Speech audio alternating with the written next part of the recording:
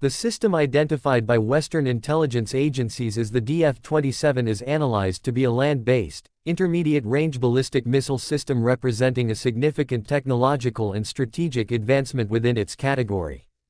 Its development is situated within a broader, observable pattern of modernization focused on enhancing long-range strike capabilities, with particular emphasis on defeating complex and layered missile defense architectures. The core innovation that distinguishes this system from previous generations of ballistic missiles is its payload, a hypersonic glide vehicle (HGV). This represents a fundamental shift from the traditional, non-maneuverable reentry vehicles that have characterized ballistic missiles for decades. The operational profile of this system is complex and can be broken down into distinct flight phases. The initial phase is the boost phase, which is facilitated by a ballistic missile booster. While the specific propellant type, liquid or solid, is a subject of analysis, the booster's function is to propel the payload out of the atmosphere, achieving a significant fraction of orbital velocity on a high arcing trajectory. This phase is comparable to the launch of a standard intermediate-range ballistic missile (IRBM). Following the burnout and subsequent separation of the booster stages, the system enters its critical post-boost phase. Here, the hypersonic glide vehicle, which is contained within a payload fairing or shroud, is released. This release is believed to involve a small post-boost propulsion system that precisely positions and orients the HGV for its subsequent atmospheric re-entry and glide. The most consequential segment of the flight is the glide phase. Unlike a ballistic warhead, which follows a simple, predictable elliptical path governed solely by gravity after booster separation, the hypersonic glide vehicle is designed to interact aerodynamically with the upper atmosphere. After a controlled re-entry, the HGV uses its lift-generating shape to pull out of its descent and level off, gliding at altitudes estimated to be between 40 and 100 kilometers. This region of the atmosphere, often termed the near-space regime, is a particularly challenging environment for defensive systems. It is too high for most atmospheric interceptors and too low for space-based mid-course interceptors designed for exo-atmospheric engagement. During this glide, the vehicle sustains hypersonic velocities, defined as Mach 5 and above, with specific analyses often estimating a sustained speed of Mach 8 to 10, or approximately 2.7 to 3.4 km per second. The kinetic energy at these speeds is immense, and the vehicle is capable of performing sustained and unpredictable aerodynamic maneuvers. These maneuvers are not minor course corrections, they can include significant lateral skip-glide motions, changes in altitude, and complex endgame approaches to the target. This maneuverability serves a dual purpose. It denies defenders the ability to calculate a fixed intercept point, as they can with a ballistic trajectory, and it allows the weapon to adjust its flight path in response to updated target information or to avoid known defensive concentrations. The technological underpinnings required for such a system are substantial and span multiple disciplines. The material science involved is particularly advanced. The leading edges and nose cap of the hypersonic glide vehicle experience extreme thermal loads from atmospheric friction and compression, with temperatures potentially reaching 2000 to 3000 degrees Celsius. To withstand this, the vehicle must be constructed with Advanced Thermal Protection Systems (TPS). These likely incorporate ceramic matrix composites, ultra-high temperature ceramics, and carbon-carbon composites that are engineered to ablate, sublimate and carry heat away or radiate heat effectively while maintaining structural integrity. The airframe itself must be made from high-temperature alloys or advanced composites that retain strength under thermal stress.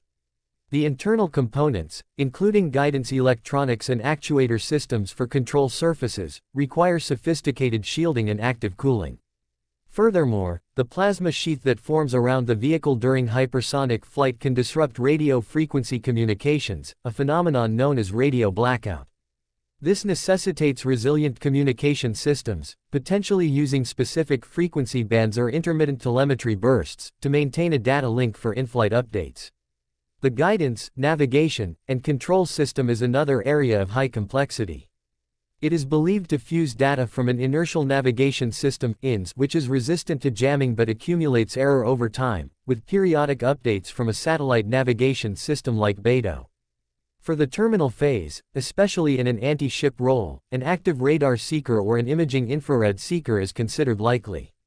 This would allow the vehicle to autonomously acquire and track a moving target during its final approach. The reported operational range of the entire system, estimated at 5,000 to 8,000 kilometers, is a defining strategic characteristic. This range bracket places a vast area of the Western Pacific and Indian Ocean regions within potential engagement scope from launch sites on the mainland. Geographically, this encompasses the so-called first island chain in its entirety and extends deeply into the second island chain.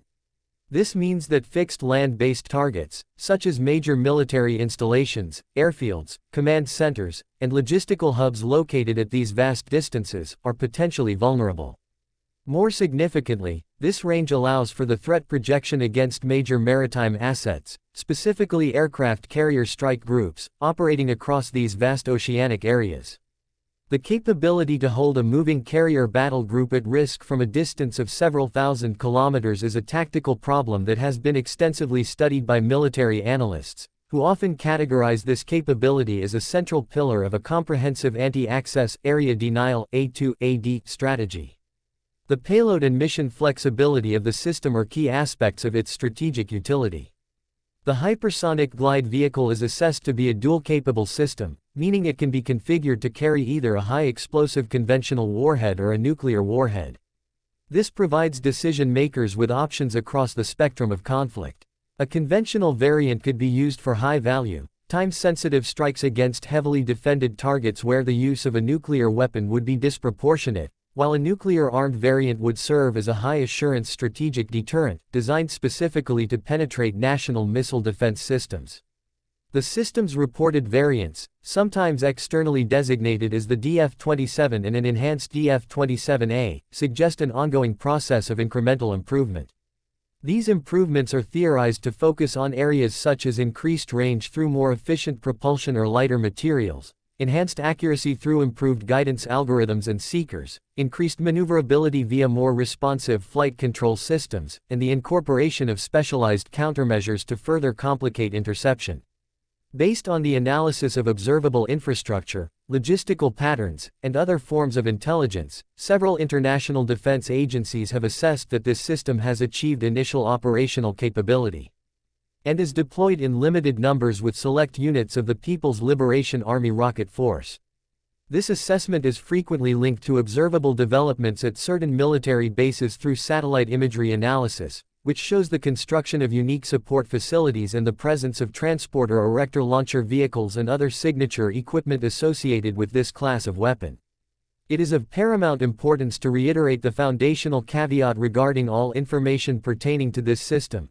The existence of the weapon, its performance specifications, its deployment status, and its nomenclature are not derived from official, publicly released data from its country of origin. The DF-27 designation itself is a product of Western intelligence nomenclature, similar to the CSSX-24 identifier.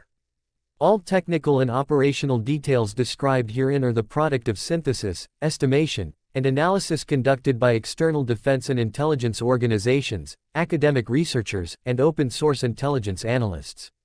Therefore, while the collective assessment points to a highly capable and operational hypersonic weapons system, the precise details remain in the domain of expert estimation rather than publicly verified fact.